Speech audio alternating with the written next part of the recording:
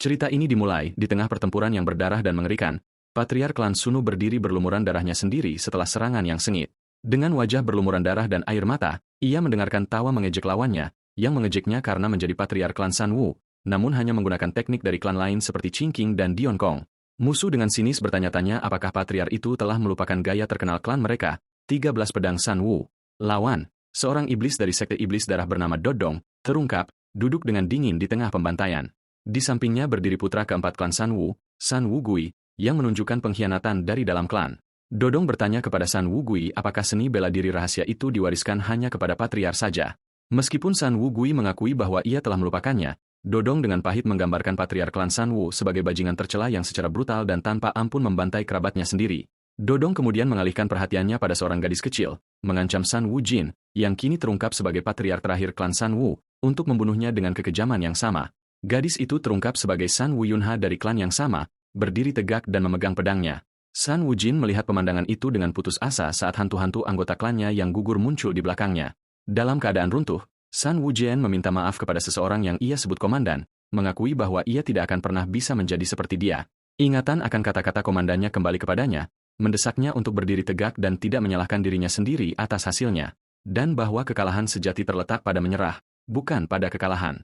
Berkat kata-kata ini, San Wu Jin mengumpulkan tekadnya dan memutuskan untuk bertarung sampai akhir. Menyadari bahwa jika ia ditangkap hidup-hidup, ia akan menjadi boneka belaka di tangan Dodong dan bahwa nasib ini mungkin suatu hari akan menimpa komandannya, San Wu Jin memutuskan ia tidak bisa membiarkan itu terjadi. Dalam momen keputusasaan yang heroik, ia memutuskan bahwa jika kematian tak terhindarkan, ia akan mati dengan caranya sendiri dan meraih belati untuk mengakhiri hidupnya. Dodong menatap pemandangan itu dengan terkejut dan tak percaya, bertanya-tanya apa yang sedang ia lakukan. San Wu Jin menyatakan bahwa meskipun Dodong mungkin membunuhnya, ia tidak akan pernah bisa menggunakan tubuhnya, bersumpah untuk membunuhnya, bahkan jika ia menjadi hantu. Dodong berteriak menolak saat San Wu Jin bunuh diri. Di saat-saat terakhirnya, San Wu Jin meratapi hidupnya, berharap ia telah menjalaninya dengan lebih penuh dan tidak menyia-nyiakannya. Melarikan diri dari menghadapi saudara-saudaranya, ia menyesal tidak membiarkan bakatnya berkembang bebas. Saat kesadarannya memudar, ia tiba-tiba mendengar suara misterius memanggilnya bajingan. San Wu Jin tiba-tiba menemukan dirinya di depan seorang pria yang lebih tua berteriak marah di wajahnya, memanggilnya bajingan dan bertanya apakah ia memiliki sesuatu untuk dikatakan.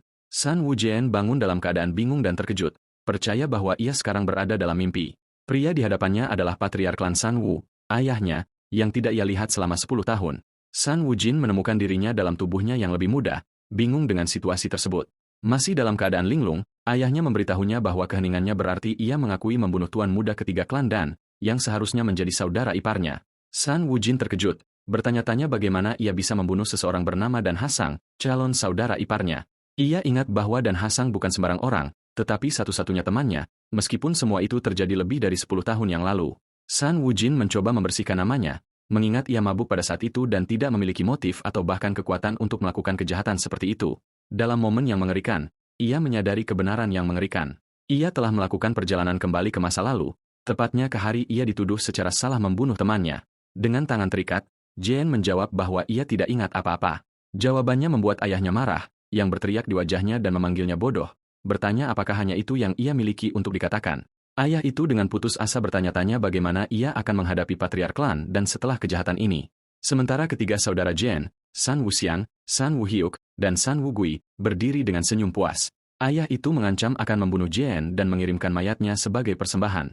Tetapi saudara-saudara itu menyarankan solusi yang lebih kejam, mengirimnya ke klan dan hidup-hidup tetapi lumpuh sehingga mereka dapat membalas dendam dan melampiaskan kemarahan mereka padanya. San Wu Gui, saudara keempat, membuat saran lain, mengirim Jian ke front iblis, menunjukkan bahwa aliansi telah meminta seseorang dari garis keturunan langsung klan. Karena Jian sudah ditakdirkan, mengirimnya ke sana setidaknya akan membuatnya berguna.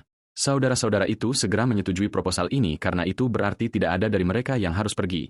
Dijelaskan bahwa front iblis adalah wilayah perbatasan yang didirikan melawan sekte iblis darah yang telah mengambil alih provinsi Yunnan. 10 tahun yang lalu, perang darah dan kebenaran pecah antara sekte dan aliansi muram. Dan meskipun aliansi nyaris berhasil menghentikan kemajuan sekte, mereka gagal merebut kembali Yunnan. Akibatnya, front iblis diciptakan dan para pejuang direkrut untuk menjaga perbatasan. JN menyadari pada dirinya sendiri bahwa front ini seiring waktu telah menjadi tempat di mana pewaris klan diasingkan secara paksa. Meskipun ia biasanya dianggap terlalu lemah untuk dikirim, insiden yang dibuat-buat ini telah memberi saudara-saudaranya alasan yang sempurna untuk menyingkirkannya. JN menyimpulkan bahwa ini adalah skenario terbaik bagi saudara-saudaranya dan bahwa salah satu dari mereka pasti telah menjebaknya. JN mengingat bahwa keputusan ayahnya untuk mengirimnya ke front adalah keputusan yang sama yang ia buat dalam kehidupan sebelumnya ketika ia berusia 21 tahun dan bahwa dua orang telah mengunjunginya malam itu. Pikirannya terganggu oleh kedatangan seorang pengunjung, Sun Woo Yun-ha. Ia bertanya kepadanya dengan khawatir bagaimana keadaannya dan ia menjawab bahwa ia baik-baik saja dan bertanya tentangnya. Ia mengatakan ia baik-baik saja dan meyakinkannya bahwa ia percaya ia bukan pelakunya. JN ingat bahwa di kehidupan masa lalunya, yang ia lakukan hanyalah menangis dan berterima kasih padanya atas kata-katanya. Tetapi kali ini dengan kesadaran barunya, ia bertanya padanya mengapa ia begitu yakin akan ketidakbersalahannya, yang mengejutkannya. JN menjelaskan kepadanya bahwa tunangannya dan Hasang adalah satu-satunya temannya dan ia tidak punya alasan untuk membunuhnya. Ia memberitahunya mereka minum bersama berhadap-hadapan ketika ia tiba-tiba melihat pedang yang tidak ia pegang tertancap di punggung temannya. Yunha terkejut dan bertanya kepadanya mengapa ia tidak menceritakan rincian ini kepada ayah mereka, yang ia berikan jawaban mengejutkan. Pergi ke front tampaknya seperti pilihan terbaik. Jen menjelaskan masa lalunya yang menyakitkan kepada Yunha. Setelah kematian ibunya yang lebih awal, ia harus bertahan hidup sendiri tanpa dukungan keluarga. Meskipun ia dianggap jenius karena ingatannya yang kuat, ia terpaksa berpura-pura menjadi idiot untuk hidup. Seiring waktu, kepribadian aslinya terkikis karena tindakan ini sampai ia benar-benar menjadi orang bodoh. Aib bagi klan, yang tidak bisa melakukan apa-apa selain tertawa bodoh ketika diejek. Ia hidup seperti ini selama 21 tahun. Ia menjelaskan bahwa untuk berubah, ia harus meninggalkan klan dan pergi ke front di mana ia berharap bisa bertemu idolanya, Wind Dragon, Solbong. Saat Yunha pergi, Jen memperhatikan bahwa ada sesuatu yang berbeda kali ini. Di masa lalu, ia hanya menghiburnya. Ia bertanya-tanya apakah reaksinya telah berubah karena ia tidak menangis di depannya kali ini. Saat tenggelam dalam pikiran, ia terkejut melihat ayahnya muncul di luar selnya. Jen menyadari perubahan itu tidak terbatas pada perilakunya sendiri. Kehadiran ayahnya di sini pada saat ini juga tampaknya berbeda dari ingatannya. Ia bertanya-tanya dengan cemas apakah perubahannya telah mulai memengaruhi seluruh jalannya peristiwa. Jen mengingat bahwa di kehidupan masa lalunya, ketika ia memohon ayahnya untuk membiarkannya melarikan diri, pria itu tidak melakukan apa-apa selain menghela napas dan pergi dalam keheningan. Tetapi dalam realitas baru ini, ayahnya mengejutkannya dengan pertanyaan langsung. Apakah ia benar-benar dijebak atas tuduhan terhadapnya? Jen tercengang, bertanya-tanya apakah ayahnya mendengar percakapannya dengan Yunha, dan apakah ada kemungkinan ia mempercayainya. Bahkan di kehidupan sebelumnya, ayah itu mengakui ia selalu tahu Jen berpura-pura menjadi orang bodoh, tetapi ia tidak pernah tahu keinginannya untuk meninggalkan klan, menyatakan penyesalan karena tidak menyadarinya lebih cepat. Ayah itu meminta maaf kepada Jen, menyalahkan dirinya sendiri karena menjadi ayah yang tidak berguna yang menyebabkan kehancuran hidup putranya. Jen berdiri bingung dengan transformasi ini.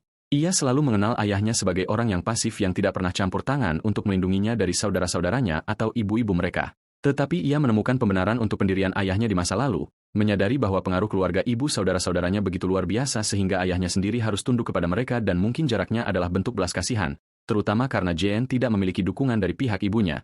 Ayah itu bertanya kepada putranya apakah ia memiliki permintaan. JN memanfaatkan kesempatan itu dan meminta izin untuk menghabiskan 1 hari di arsip klan. Ayah itu terkejut dengan permintaan sederhana ini. JN menjelaskan bahwa ia malu dengan ketidaktahuan totalnya tentang seni bela diri klannya dan ingin belajar setidaknya sedikit sebelum pergi ke front. Tetapi sebenarnya, rencananya lebih dalam. Dalam kehidupan sebelumnya, meskipun menjadi patriark, ia tidak tahu seni Suno, memaksanya untuk mencuri teknik dari klan lain. Ia sekarang percaya bahwa jika ia dapat mempelajari 13 pedang Sun Woo, ia akan dapat membangun kekuatannya jauh lebih cepat dalam kehidupan baru ini. Ayah itu meragukan kemungkinan menguasai seni bela diri dari buku dalam 1 hari. Tetapi Jen menjawab bahwa itu lebih baik daripada tidak sama sekali. Ayah itu menyetujui permintaannya, tetapi menambahkan syarat yang mengejutkan. Ia memberitahu Jen bahwa melatih seni internal saja berbahaya, bahwa ia akan mengajarinya sendiri dan memerintahkannya untuk duduk dalam posisi teratai segera. Jen mematuhi perintah ayahnya dalam keadaan terkejut dan bingung. Ayah itu mulai mentransfer energinya kepada putranya, mengumumkan ia akan mewariskan seni Primal Infinity kepadanya dan mulai membacakan ayat-ayat untuk ia hafal. JN menyadari ayahnya mengajarinya seni rahasia yang hanya diwariskan kepada patriark dan pewarisnya. Meskipun perkembangan ini seharusnya membuatnya bahagia, JN merasakan perasaan aneh dan tidak menyenangkan saat ia menerima pengetahuan ini. Bertanya-tanya apa perasaan ini. Di tempat lain, saudara-saudara JN memprotes keras terhadap keputusan ayah mereka untuk membiarkan orang bodoh itu memasuki arsip, menuntut ia mempertimbangkan kembali keputusannya. Ayah itu mengatakan bahwa JN yang mati tidak berguna di front akan menodai nama klan. Kakak tertua mencoba menolak, tetapi ayah itu membungkam mereka dengan tegas, menegaskan bahwa keputusannya adalah final. JN muncul, tertawa diam-diam, berpikir bahwa 1 hari di arsip tidak akan mengubah apapun. Tetapi dengan senyum licik dan jahat, Ia berpikir pada dirinya sendiri bahwa 1 hari lebih dari cukup waktu untuk rencananya. Di dalam arsip klan, Jean menetapkan tujuan yang jelas untuk hari itu, bukan untuk menguasai seni bela diri, tetapi untuk menghafal semua yang ada di arsip. Jean mengungkapkan mengapa ia dianggap jenius di masa lalu. Ia memiliki ingatan fotografis yang memungkinkannya bertahan hidup di kehidupan sebelumnya dengan menyalin gerakan rekan-rekannya di medan perang. Ia mengingat bahwa komandannya kemudian menyebut bakat ini ingatan idetik. Berkat kemampuan ini, Jean yakin ia dapat menyerap semua yang ada di perpustakaan ini dan bersumpah untuk menggunakan pengetahuan ini dengan baik. Ia memutuskan untuk memulai dengan meninjau seni Primal Infinity yang ia pelajari dari ayahnya, lalu beralih ke mempelajari teknik pamungkas klan, 13 pedang Sun Wu. Setelah periode belajar yang intens, Jean ambruk di lantai, benar-benar kelelahan, merasa seperti ia akan mati karena ketegangan. Meskipun ia berhasil memasukkan semua informasi ke dalam kepalanya, ia menemukan ia sama sekali tidak memahami teknik 13 pedang Sun Wu yang rumit. Ia memutuskan untuk keluar untuk mencari udara segar, tetapi jatuh ke rumput segera setelah ia melangkah keluar, sangat kelelahan, dan mempertimbangkan untuk menyerah untuk hari itu. Pada saat itu, saudara-saudaranya mendekatinya dengan sekelompok orang, mengejeknya dengan mengatakan, sifat babi tidak pernah berubah, karena ia hanya tergeletak dimanapun ia suka. Seorang wanita muda dalam kelompok itu bertanya siapa dia, dan kakak tertua menjawab bahwa ia adalah saudara ketiga mereka yang memalukan, yang lebih dekat dengan babi daripada manusia. Saudara itu melanjutkan ejekannya, menjelaskan kepada wanita itu bahwa ayahnya memberinya 1 hari untuk berlatih sebelum mengirimnya ke front iblis besok, tetapi ia menyia-nyiakan waktunya dengan tidur, yang mengejutkannya. Jean menjadi kesal ketika ia melihat saudaranya berbicara buruk tentang dirinya di depan para gadis. Yang lain mencoba meyakinkan wanita bernama Lady Joy itu untuk tidak memperhatikan Jean, bersikeras bahwa ia tidak layak mendapat perhatiannya dan hanya seseorang yang pergi ke front untuk membayar kejahatannya. Jean segera mengenali identitas wanita ini. Ia adalah Joki Soil dari Heavenly Grey Sword Summit, jenius pedang yang muncul dari klan Joki. Ia mengingat mendengar bahwa ia mengunjungi keluarga Marshall untuk pelatihan dan menyimpulkan bahwa inilah mengapa ia ada di sini. Saudara keempatnya, Sun Wu Gui, mendekatinya dengan tatapan sarkastik, bertanya kepadanya apa yang ia pelajari di arsip patriark dan menantangnya untuk menunjukkan kemajuannya. Jean merespons dengan cara bodohnya yang biasa, mengatakan tidak mungkin berubah dalam 1 hari, dan meminta mereka untuk meninggalkannya sendirian. Gui mengabaikan kata-katanya dan melemparkan pukulan kuat ke Jean, yang secara naluriah mengangkat tangannya untuk memblokirnya. Gui terkejut bahwa Jean berhasil memblokir pukulannya. Jean merasakan sakit yang tajam di lengannya dari hanya memblokir 1 pukulan dan menyadari ia sangat perlu meningkatkan kondisi tubuhnya yang lemah dengan cepat. Saudara-saudara lain tertawa terbahak-bahak pada Gui, mengejek bahwa babi memblokir pukulannya dan bahwa Gui akan menjadi aib baru klan. Setelah Jean pergi, Gui marah karena hinaan ini dan bergegas menuju Jean dengan serangkaian serangan cepat. Jean terpaksa memblokir pukulan-pukulan berturut-turut. Dan saat ia melakukannya, ia merasa bahwa gerakan yang Gui gunakan untuk menyerang terasa sangat familiar, meskipun ia belum pernah melihatnya sebelumnya. Pada saat yang sama, Gui terkejut saat ia menyerang. Dan Jean menyadari dengan kepastian mutlak bahwa teknik yang Gui gunakan untuk menyerang adalah salah satu teknik klan Sun Wu. Pertempuran berlanjut saat Gui menggunakan teknik serangan 3 siklon. Saat Jean memblokir serangan itu, lidahnya terpeleset dan ia meneriakkan kata luar biasa, mengejutkan dan menakjubkan. Gui Jean dengan cepat kembali ke tindakan bodohnya, mengklaim itu adalah lidah terpeleset dan tertawa mendesak saudaranya untuk memukulnya lebih banyak lagi. Saudara-saudara lain memanfaatkan situasi untuk mengejek Gui, mengatakan bahwa Jean menikmati pukulannya dan meminta lebih banyak lagi.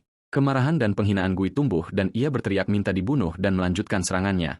Tetapi Jean secara internal senang karena dengan cara ini ia akhirnya bisa memahami bagian-bagian yang tidak bisa ia pahami dari hanya membaca. Menyadari bahwa ini adalah gerakan terakhir dari teknik itu, Gui menggunakan gerakan lain yang disebut tendangan penghancur pertahanan. Sebuah teknik yang menggabungkan pukulan dan tendangan untuk mengeksploitasi kelemahan. Namun, Jean memperhatikan bahwa saudaranya gagal mengeksekusinya dengan sempurna, meninggalkan dirinya sendiri terbuka lebar. Jean memanfaatkan kesempatan ini dan memberikan serangan balik kepada Gui, yang meringis kesakitan parah. Kemudian Jean jatuh ke tanah kelelahan karena ukurannya. Sun Wang berkomentar bahwa babi itu beruntung dan bergerak untuk menyerang Jean dengan yang lain. Sebelum mereka dapat menyerang, Joki Soil campur tangan, menyebut tindakan mereka tercela dan bertanya bagaimana mereka bisa menyerang saudara mereka yang terluka yang nyaris tidak bisa berdiri. Saudara-saudara itu segera mundur dalam kebingungan, membuat alasan bahwa mereka hanya memeriksa kondisi saudara mereka. Jean berpikir pada dirinya sendiri bahwa ia juga tercela karena membiarkan orang-orang bodoh seperti itu mengendalikannya selama bertahun-tahun. Semua orang meninggalkan tempat itu dan segera setelah mereka pergi, Jean ambruk di tanah lagi karena kelelahan.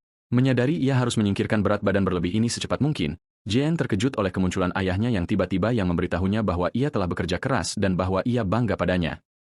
Jean duduk terdiam mendengar kata-kata ini. Ayahnya kemudian menceritakan rahasia pribadi bahwa dari 4 pernikahannya, hanya 1 yang merupakan pilihan pribadi dan bahwa ia dulu berpikir pernikahan lain adalah tugas bagi klan, tetapi ia tidak lagi yakin apakah itu benar sekarang. Ayahnya memberitahu Jane ia akan berlatih dengan pedang sebentar karena ia sudah lama tidak melakukannya dan menasihatinya untuk beristirahat sebelum kembali ke dalam.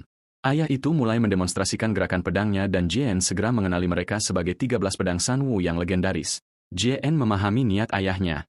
Ia melakukan demonstrasi pribadi dari 13 bentuk pedang untuknya dari yang pertama hingga yang terakhir dan kemudian kembali lagi dengan kecepatan yang meningkat setiap kali untuk mengajarinya teknik itu secara praktis.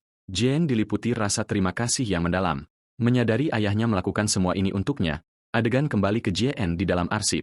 Setelah selesai membaca semua jurnal leluhurnya, ia mencatat bahwa mereka berisi ide dan wawasan yang berharga, tetapi ia tidak memahaminya, yang diharapkan karena ia bahkan tidak memahami gerakan dasar itu sendiri dari hanya membaca. Saat Jane memeriksa salah satu jurnal di arsip, matanya jatuh pada sesuatu yang aneh. Sampul buku itu tampak lebih tebal dari biasanya di satu sisi. Dengan hati-hati dan dengan konsentrasi, ia menggunakan jari-jarinya untuk membuka tepi sampul tebal, membenarkan kecurigaannya bahwa ada sesuatu yang tersembunyi di dalamnya.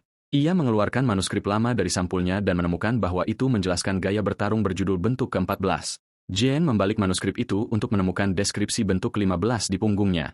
Ia benar-benar terkejut saat ia memegang manuskrip itu, menyadari bahwa teknik klannya, yang seharusnya hanya terdiri dari 13 pedang, mungkin memiliki bentuk rahasia tambahan. Sementara itu, di tempat lain di markas klan, Sun Wuyunha duduk di depan cerminnya di malam hari, yang mencerminkan citranya saat ia berpikir tentang kecantikan Joki Soil.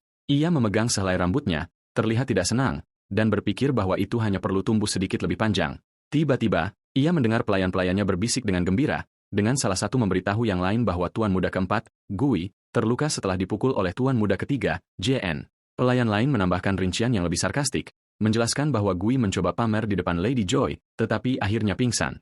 Kedua pelayan itu tertawa terbahak-bahak, tidak menyadari bahwa Sun Wuyunha telah mendengar semuanya. Wajah Sun Wuyunha tiba-tiba berubah menjadi ekspresi dingin dan menakutkan, dan ia dengan tajam bertanya kepada pelayan-pelayannya apa yang sebenarnya mereka katakan, bertanya apakah JN yang menyebabkan cedera Gui. Para pelayan membenarkan cerita itu, gemetar ketakutan. Kemarahan Sun Wuyunha semakin kuat saat ia berpikir pada dirinya sendiri, beraninya dia. Kemudian, Soy menyerahkan dokumen kepada temannya Chong Yan, mengatakan kepadanya ini adalah informasi yang ia minta tentang Tuan Muda ketiga dan bahwa ia membelinya dari maklar informasi lokal. Chong Yan berterima kasih padanya dan Soil menjawab bahwa tidak perlu berterima kasih di antara teman-teman. Soil bertanya tentang minat mendadak Chong Yan pada pemuda gemuk itu, mengakui ia terkejut melihat tubuhnya. Ia menambahkan dengan sarkastik bahwa matanya nyaris tidak terlihat di bawah lapisan lemak, yang Chong Yan dengan tenang menjawab bahwa ia melihatnya. Soil menggodanya, mengatakan bahwa Jane terlihat sedikit seperti boneka beruang yang Chong Yan sayangi dan bertanya apakah itu alasan minatnya padanya. Chong Yan menyangkalnya, menjelaskan bahwa gerakan yang Jane gunakan untuk menjatuhkan saudaranya sangat mengesankan dan memicu rasa ingin tahunya tentang masa lalunya. Soil mengungkapkan keraguannya bahwa itu hanya keberuntungan, tetapi mengakui bahwa Chong Yan selalu memiliki mata yang tajam untuk menemukan bakat. Soil menyerah pada rasa ingin tahu aneh temannya, lalu mengubah subjek, bertanya-tanya bagaimana Chong Yan bisa membaca dengan poninya menutupi matanya. Ia memarahinya karena menyembunyikan kecantikannya, bertanya kapan ia akhirnya akan menyingkirkan poninya. Chong Yan dengan main-main bertanya apakah temannya akan senang jika ia melakukannya. Dan ketika Chong Yan menunjukkan kegembiraannya, Soil dengan lembut menolak, mengklaim ia akan merasa cemburu jika Chong Yan mendapat lebih banyak perhatian. Soil tertawa dan mengungkapkan kebahagiaannya dengan persahabatan mereka. Dan Chong Yan membalas perasaan itu, mengatakan bahwa Soil tidak seperti klan joki lainnya. Pagi berikutnya, Jane berdiri siap untuk berangkat. Ayahnya dan Yunha mengantarnya pergi, dan ayah itu menasihatinya untuk melayani dengan baik demi kehormatan klan dan untuk tetap aman. Jane membungkuk dengan hormat dan membuat sumpah kepada ayahnya bahwa ia, putranya, akan kembali setelah membawa kebanggaan dan kehormatan bagi klan. Di pagi keberangkatannya, Jane berterima kasih kepada Yunha karena datang untuk mengantarnya pada jam-jam awal ini, dan ia menjawab bahwa itu adalah hal yang paling tidak bisa ia lakukan untuk saudaranya, yang sedang bersiap untuk perjalanan panjang. Yunha menyerahkan sebuah bungkusan kepadanya, menjelaskan bahwa itu berisi bola nasi yang ia buat sendiri untuknya untuk perjalanan. Jane sangat tersentuh oleh isyarat ini dan bertanya apakah ia membuatnya sendiri, yang ia konfirmasi, meskipun ia tidak dapat menjamin rasanya enak. Dengan senyum lebar, Jane berterima kasih padanya dengan hangat, meyakinkannya bahwa ia adalah yang terbaik dan bahwa ia akan menikmatinya. Setelah itu, Jane mengumumkan keberangkatannya, menaiki kudanya dengan para pengawalnya dan meninggalkan tempat itu di bawah mata ayahnya dan Yunha yang mengawasi. Sesaat setelah mereka berangkat, Jane memanggil salah satu pengawal yang mengikutinya. Pengawal itu bertanya ada apa, mengatakan kepadanya ini belum waktunya untuk beristirahat. Jane menyadari pria ini adalah pemimpin kelompok, seorang prajurit pengembara bernama Zhang Gang, dan memperhatikan kecemasan di wajahnya, menyimpulkan bahwa ia takut Jane akan menyebabkan masalah dan menolak untuk menyelesaikan perjalanan berdasarkan reputasinya yang buruk. JN mengejutkan pemimpin itu dengan mengumumkan bahwa ia telah memutuskan untuk lari dari sini sampai ke Yunan. Ketika ia melihat kebingungan pemimpin itu, ia mengklarifikasi bahwa ia akan melakukannya untuk menurunkan berat badan. Jenang meragukan kemampuan JN untuk berlari jarak jauh dengan tubuh seperti itu dan memberitahunya bahwa meskipun ia menghormati kemauannya, mereka memiliki kontrak dan berlari akan menyebabkan penundaan yang signifikan dan kerugian finansial. JN bertanya tentang nasib kudanya. Jenang menjawab bahwa itu adalah kuda ras murni. JN menawarkan pemimpin itu untuk mengambil kuda itu untuk dirinya sendiri, bertanya-tanya apakah itu akan laku dengan harga bagus saat dijual. Jenang membenarkan kuda itu sangat berharga, dan JN berpikir pada dirinya sendiri bahwa mereka mungkin berencana untuk mengambil kuda itu secara gratis. Tetapi Jenang mengejutkan JN dengan kejujurannya, mengakui bahwa kuda itu bernilai mahal dan nilainya terlalu besar untuk ia ambil sebagai pembayaran. JN meminta maaf karena salah menilai pria yang jujur seperti itu. JN menjelaskan logikanya kepada pemimpin itu. Ia tahu ia tidak akan mendapatkan harga yang adil untuk kuda itu di front dan menyimpannya mungkin akan melemahkan tekadnya untuk berlatih, jadi ia mengusulkan kesepakatan yang saling menguntungkan. Ia akan memberi mereka kuda itu, dan sebagai imbalannya, ia meminta bantuan mereka dengan beberapa hal di sepanjang jalan. Zhang menatap JN dengan rasa hormat baru, menyadari bahwa tuan muda ketiga sama sekali tidak seperti rumor yang tersebar tentang dirinya. Zhang menyetujui kesepakatan itu, berjabat tangan dengan JN dan bersumpah bahwa ia dan orang-orangnya akan melakukan yang terbaik untuk membantunya selama ia telah membayar harga yang begitu tinggi. Dengan demikian, perjalanan JN dimulai dengan berlari jarak yang membutuhkan 3 hari terus-menerus, bahkan dengan kuda. JN tahu itu akan sangat sulit dalam kondisi fisiknya saat ini, tetapi ia melihat lari ini sebagai nutrisi yang akan memungkinkannya untuk terlahir kembali. Ia memperbarui tekadnya untuk mengubah hidupnya kali ini, tetapi tubuhnya dengan cepat mengkhianatinya dan ia mulai muntah karena kelelahan murni. Salah satu pengawal bertanya kepadanya dengan khawatir apakah ia melakukan ini untuk menghindari pergi, tetapi JN tidak bisa menjawab. Setelah mengatur napas, ia bangun, mengumumkan ia sudah cukup beristirahat dan bertekad untuk melanjutkan. Ia akhirnya terengah-engah, terkejut betapa sulitnya berlari baginya. Setelah kurang dari 15 menit berlari, JN benar-benar ambruk, merasa seperti ia bahkan tidak bisa mengangkat jari dari kelelahan. Tiba-tiba, ia merasakan tangan menawarinya sapu tangan. Ia membuka matanya untuk melihat Chong Yan, menawarinya sapu tangan untuk menyeka keringat dari wajahnya. JN menjadi sangat gelisah dan meminta maaf atas penampilannya yang menyedihkan di depannya. Chong bertanya kepadanya bagaimana ia tahu namanya dan ia menjawab bahwa ia mendengar Lady Jai menyebutkan namanya sehari sebelumnya dan mengingatnya berkat ingatannya yang kuat. Ia memberitahunya untuk menyimpan sapu tangan itu karena ia memiliki lebih banyak. JN mengambil sapu tangan itu dengan bingung saat Chong Yan mendorongnya untuk terus bekerja keras dan memberitahunya dengan senyum bahwa ia akan menjadi salah satu pendukungnya. Setelah ia pergi, para pengawal berkumpul di sekitar JN dengan takjub, mengungkapkan kecemburuan mereka bahwa ia menerima sapu tangan dari wanita cantik seperti itu. JN berpikir pada dirinya sendiri bahwa meskipun niatnya mungkin bukan itu, ia tidak dapat menyangkal bahwa isyarat itu membuatnya merasa bangga. Termotivasi oleh dorongan ini, JN bangun dengan antusias dan memanggil semua orang untuk terus berlari. Tetapi tak lama setelah itu, ia muntah lagi karena kelelahan. Pengawal itu menyarankan mereka berhenti untuk makan sebelum melanjutkan. Terlintas dalam pikiran para pengawal bahwa mereka harus makan di luar ruangan banyak mulai sekarang. Mereka menyalakan api di hutan dan duduk untuk makan. JN meminta untuk berbagi makanan mereka dan pemimpin, Zhang, bertanya kepadanya mengapa ia tidak makan makanan yang disiapkan oleh saudara perempuannya untuknya. JN menjawab sambil tertawa bahwa ia bukan juru masak yang terampil dan apa yang ia buat tidak dapat dimakan. Para pengawal tertawa terbahak-bahak, bercanda bahwa siapapun yang menikahinya ditakdirkan.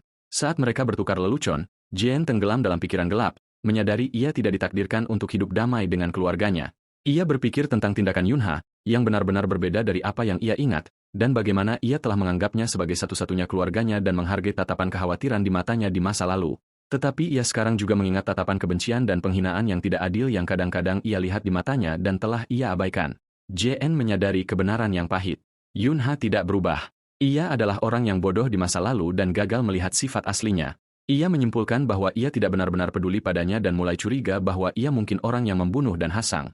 Ia merasa sedih karena pada saat yang sama ia memahami perasaan ayahnya dan memenangkan satu orang ke sisinya. Ia kehilangan orang lain yang ia percayai.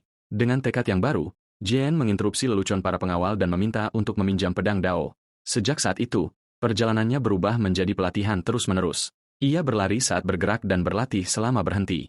JN melanjutkan perjalanannya yang sulit, mengubahnya menjadi kamp pelatihan bergerak. Ia menggunakan waktu istirahat untuk berlatih dengan pedang dan Dao dan mengurangi tidurnya untuk menyempurnakan teknik kultivasi energinya. Saat mereka semakin dekat ke front iblis hari demi hari, ia tidak bisa membuang waktu sedetik pun, karena ia tahu tempat itu adalah jebakan maut sejati, dan ia harus melakukan yang terbaik jika ia ingin bertahan hidup. Pemimpin, Zhang, Memperhatikan upaya ini dan memberitahu Jian, ia tidak pernah melihat seseorang berlatih dengan obsesi seperti itu sebelumnya. Zhang mengakui bahwa pada awalnya ia tidak berharap Jian bertahan lama, tetapi sekarang ia merasa malu dengan penilaiannya yang sudah terbentuk sebelumnya. Jian dengan rendah hati menjawab bahwa ia berjuang mati-matian karena ia tidak ingin mati. Tiba-tiba, saat Jian hendak menambahkan sesuatu yang lain, sebuah panah menembus udara dan mengenai tanah di sampingnya, memaksanya untuk segera merunduk untuk menghindarinya. Para pengawal segera menghunus pedang mereka, bertanya-tanya tentang identitas penyerang yang memasang jebakan ini untuk mereka.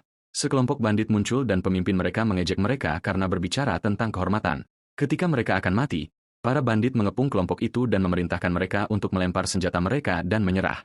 Pemimpin mereka, seorang pria besar yang membawa kapak berkepala dua bernama Mach Gosam, melangkah maju dan mengancam akan menghancurkan tengkorak mereka. Yang mengenali nama pemimpin bandit itu dengan khawatir dan berbisik kepada Jian untuk melarikan diri dengan kuda jika pertempuran pecah karena mereka tidak akan bisa bertahan lama. Ia tahu bahwa Mosam bukanlah bandit biasa, tetapi seorang seniman bela diri sejati yang dilatih dalam teknik tempur otentik.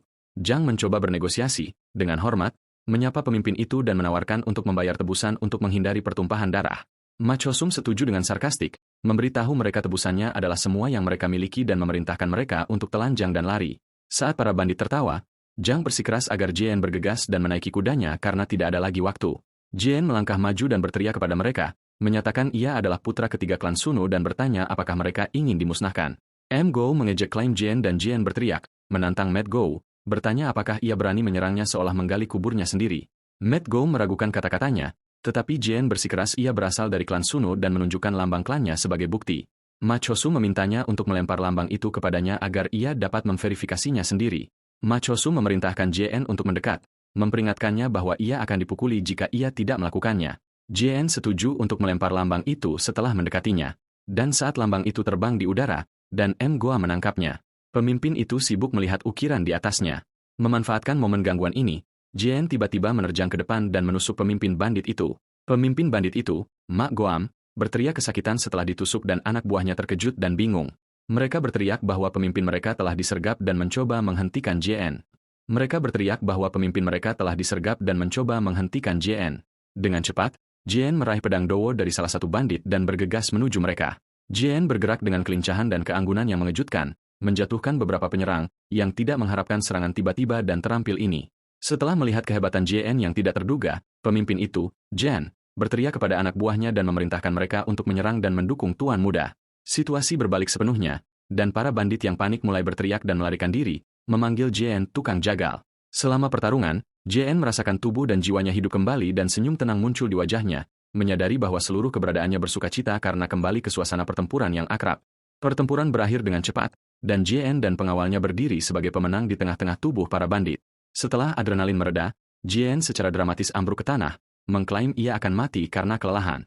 Para pengawal menatapnya dengan takjub dan kekaguman, dan Zhang bertanya kepadanya apakah ia adalah tetua abadi yang telah terlahir kembali dalam tubuh seorang pemuda. Jian tertawa dan menyangkal ide ini, menunjukkan bahwa seseorang dengan kekuatan seperti itu tidak akan ambruk karena kelelahan setelah pertempuran yang begitu singkat. Zhang setuju dengannya, tetapi menambahkan bahwa membunuh dengan keterampilan seperti itu dan tanpa ragu-ragu bukanlah sesuatu yang biasanya bisa dilakukan oleh orang seusia Jian. Juga, melihatnya berbaring dengan nyaman di tengah mayat membuatnya berpikir hal-hal aneh. Zhang juga bertanya apakah ia melihat aura pedang, sword ki yang memancar dari pedangnya. Tetapi Jian mengelak, mengklaim energi internalnya hanya setara dengan 20 tahun pelatihan, dan bahwa apa yang ia lihat hanyalah bayangan yang dihasilkan dari teknik 13 pedang San Wu yang ilusi. Zhang memuji kekuatan seni pedang klan bangsawan dan mengungkapkan rasa malunya bahwa pada usia 40 tahun, ia hanya mengumpulkan 20 tahun energi internal. Jian bertanya kepadanya tentang metode kultivasi yang ia praktikkan dan Jenang menjawab dengan malu-malu bahwa ia mempraktikkan teknik 6 harmoni, satu-satunya metode yang dapat ia peroleh. Jian menyadari metode ini adalah kelas 3 dan dapat dengan mudah ditemukan. Tetapi ia mengagumi kemampuan Jenang untuk mencapai tingkat energi ini menggunakan teknik yang begitu lemah. Jian merasa simpati terhadap Zhang yang usahanya belum sepenuhnya membuahkan hasil karena ia tidak dapat menemukan metode yang cocok yang mengingatkannya pada dirinya sendiri di masa lalu ketika ia harus menyalin dan mengemis teknik dari orang lain. Hari-hari berlari dan pelatihan tanpa henti berlanjut sampai mereka akhirnya mencapai Provinsi Yunnan. Setelah perjalanan yang memakan waktu 9 hari penuh untuk merayakan malam terakhir mereka bersama, Jian mengundang pengawalnya untuk minum atas biayanya. Para pengawal bersorak untuk kemurahan hati tuan muda mereka dan mulai berbicara tentang rencana masa depan mereka setelah misi ini selesai. Selama perayaan mereka di penginapan, salah satu pengawal berbicara tentang keinginannya untuk pensiun dari kehidupan bertarung demi istri dan anak-anaknya. Yang bercanda dengannya, mengatakan bahwa pengembara tidak boleh menetap, tetapi percakapan mereka tiba-tiba terputus oleh orang yang tidak terduga memasuki penginapan. Salah satu pengawal mengenali pendatang baru itu. Itu adalah wanita muda yang mereka temui sebelumnya, Chong Yun. Jean terkejut melihatnya dan bergegas menyambutnya dengan antusias, mengungkapkan keheranannya karena bertemu dengannya di sini lagi. Ia mengundangnya untuk bergabung dengan mereka di meja mereka. Tetapi sebelum ia bisa menyelesaikan kalimatnya, ia sudah duduk, yang memicu tawa malu darinya. Pemimpin, Zhang, menyambutnya dan menawarkan untuk memesan makanan, tetapi ia memberitahu mereka ia akan memesan nanti. Lalu menjatuhkan bom, mengumumkan bahwa ia berencana untuk menjadi sukarelawan untuk pergi ke front. JN dalam keadaan terkejut, begitu juga para pengawal JN, yang berada di penginapan, yang bertanya kepadanya dengan tidak setuju mengapa ia ingin pergi ke tempat berbahaya seperti itu yang bahkan dihindari oleh para prajurit terkenal, terutama karena ia adalah seorang wanita yang pergi sendirian. Ketika salah satu pengawalnya menanyakan alasannya, ia tetap diam. Chong yang tiba-tiba mengubah subjek, beralih ke JN dan mencatat bahwa ia telah kehilangan banyak berat badan. JN tertawa dan berkata, pelatihan dan latihan adalah alasannya, dan para pengawalnya membenarkan bahwa ia telah menjadi sangat kurus. Pemimpin, Zhang, memuji usahanya yang luar biasa, menambahkan bahwa ia bahkan berhasil mengalahkan bandit dengan terampil dalam perjalanan mereka ke sini. Pengawal lain menambahkan bahwa setelah kehilangan berat badan, JN telah menjadi sangat tampan. Setelah percakapan ini, Chong Yan meminta izin untuk keluar sebentar. Sementara para pengawal mendorong JN untuk minum cangkir pertamanya, JN dengan senang hati menerima tawaran itu. Di luar, Chong Yan menghela napas dan berpikir bahwa JN itu menggemaskan. Pikiran batinnya mengungkapkan bahwa ia menemukan wajahnya sangat mirip dengan boneka kesayangannya, Mandu. Ia mengingat gerakan tempurnya yang spontan dan masa lalu hidupnya yang ia temukan dan mengakui bahwa semua ini memicu rasa ingin tahunya. Ia berpikir tentang daya tahan yang tidak realistis dan bentuk tubuhnya yang gemuk dan memutuskan bahwa ia tidak bisa begitu saja membiarkannya dibunuh oleh iblis sekte darah. Ia mencapai kesimpulan yang aneh karena ia adalah yang pertama menyaksikan kelucuannya yang tersembunyi. Adalah tugasnya sebagai perintis untuk melindunginya. Dengan demikian, alasan sebenarnya untuk menjadi sukarelawan pergi ke front terungkap. Setelah Chong Yan memutuskan bahwa JN tidak lagi membutuhkan perlindungannya dan bahwa ia tidak ingin mengkhawatirkan keluarganya, ia memutuskan untuk kembali keesokan harinya. Tetapi saat ia hendak pergi, ia mendengar teriakan minta tolong yang mengerikan datang dari dekat dan bergegas ke arah suara itu. Bertanya-tanya tentang sumber suara itu, ia tiba-tiba diserang dari kegelapan oleh seseorang yang besar dengan tubuh berotot dan rambut putih panjang. Chong Yan nyaris tidak menghindari serangan itu. Memperhatikan bahwa penyerang tidak memikirkan untuk membela diri sama sekali, tetapi hanya fokus pada menyerang. Ia bersiap untuk mengakhiri pertarungan dengan pukulan yang menentukan dan melepaskan serangkaian serangan cepat dengan pedangnya, tetapi ia terkejut melihat serangannya tidak berpengaruh pada penyerang. Penyerang tiba-tiba muncul di depannya dan memberikan pukulan kuat yang menjatuhkannya ke tanah, meninggalkannya dalam keadaan linglung dari kekuatannya. Penyerang berdiri di atasnya dengan ekspresi gila dan ia pada awalnya berpikir ia hanyalah orang cabul. Pria itu menyerangnya lagi, jadi ia melepaskan teknik pedang lain yang lebih kuat, tetapi sekali lagi, itu tidak berpengaruh, yang mendorongnya ke dalam keputusasaan. Di tengah pertempuran, salah satu pengawal JN tiba untuk membantunya. Pengawal itu bergegas menyerang pria itu dari depan untuk melindunginya, tetapi ia berteriak, mencoba menghentikannya. Penyerang menghentikan pedang dengan tubuhnya yang telanjang dengan mudah, dan pengawal itu terkejut ketika ia menyadari pedangnya telah hancur melawan tubuh musuh yang tangguh. Kemudian, penyerang secara brutal membunuh pengawal itu. Saat dalam keadaan terkejut, ia bergegas ke penyerang dan mencoba menyerangnya dari belakang. Namun, penyerang dengan mudah menangkap pedangnya dengan tangan kosong. Chong Yan merasa takut setelah menyadari ia menghadapi monster, bukan manusia. Orang lain campur tangan pada saat yang tepat, memberikan pukulan yang mengenai penyerang dan mendorongnya menjauh darinya. JN dan sisa pengawalnya tiba dari penginapan setelah mendengar keributan. Pemimpin, Zhang, bertanya kepada Chong Yan apakah ia baik-baik saja, dan ia menjawab ya, tetapi melihat dengan sedih pada tubuh pengawal itu, yang enggak. JN mencoba menarik Zhang ke dalam, tetapi Jenang menolak, menunjukkan bahwa monster ini adalah orang yang membunuh Yanga. JN bersikeras mereka tidak bisa menghadapinya di luar dan bahwa mereka harus pergi ke penginapan karena ia akan mengikuti mereka. Penyerang mengeluarkan raungan yang memekakan telinga dan bergegas menuju mereka dan Chong Yan tiba-tiba berdiri di depan JN, bertekad untuk melindunginya tidak peduli apapun. JN memerintahkan semua orang untuk kembali ke penginapan dengan cepat karena ia telah mengenali identitas penyerang berbahaya ini. Di tengah kekacauan, penyerang menyerang pedang Chong Yan dan mengirimnya terbang dengan paksa. JN berhasil menangkapnya pada saat-saat terakhir sementara penyerang berteriak histeris. Ia meletakkan jarinya di bibirnya, memberi isyarat padanya untuk tetap diam. Saat ia melindunginya, ia memperhatikan bahwa mata penyerang telah tertutup sepanjang waktu ini, membawanya ke kesimpulan yang mengejutkan. Monster ini buta. Pada saat itu, JN mendengar suara Jen dari penginapan. Tetapi JN menyadari dengan ketakutan bahwa bahaya sebenarnya terletak di dalam dengan para tamu penginapan. Mimpi buruknya menjadi kenyataan saat penyerang menyerbu penginapan dan mulai secara brutal menyerang semua orang, mengubah tempat itu menjadi adegan pembantaian dan teriakan. Jenang menghadapi penyerang, tetapi ia tidak bisa bertahan melawannya. Jen tiba dan menyerang penyerang dengan keras, mengirimnya terbang menjauh dari Zhang. Jen memerintahkan semua orang untuk tetap tenang dan mundur, tetapi teror mencengkeram para tamu yang terus berteriak dan meminta bantuan. Jen menyadari bahwa kebisingan ini semakin membuat penyerang marah yang berteriak bahwa tidak ada yang akan keluar hidup-hidup. Penyerang bangkit sekaligus, jadi Jen memperingatkan mereka bahwa ia akan menyerang mereka lagi. Dalam upaya putus asa untuk mengendalikan situasi, Jen mulai berteriak dan berlari sendiri, membalik meja untuk menciptakan suara keras untuk menarik perhatian monster itu. Rencana itu berhasil. Penyerang berbalik ke arah sumber suara dan memerintahkan semua orang untuk diam. JN memanfaatkan momen tenang dan menendang kursi ke arah lain untuk terus mengalihkan perhatian penyerang yang mengikuti suara itu. Penyerang berbalik ke arah suara itu. Zhang memahami rencana JN dan membantu membungkam salah satu pengawal yang panik. Saat JN mencari hal lain yang bisa ia gunakan untuk membuat suara, Chong Yan campur tangan.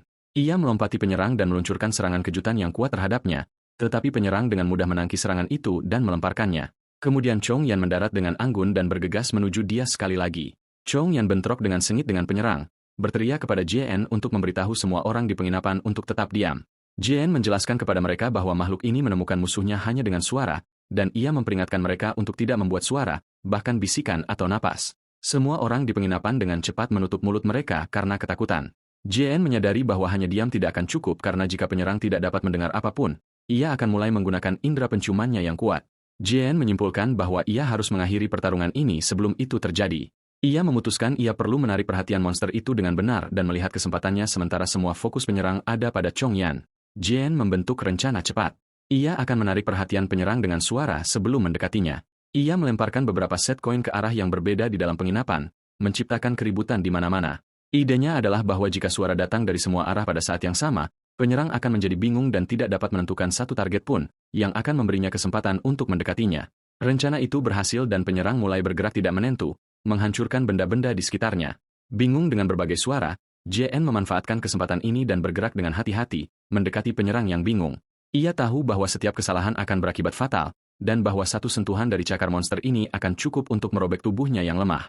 Tetapi saat ia hendak melakukan gerakan berikutnya, salah satu penonton mengeluarkan cegukan yang tidak disengaja dari ketakutan murni. Dalam sekejap, penyerang berhenti dan menoleh langsung ke arah sumber suara kecil itu, menatap ke arah JN dengan tatapan yang menakutkan.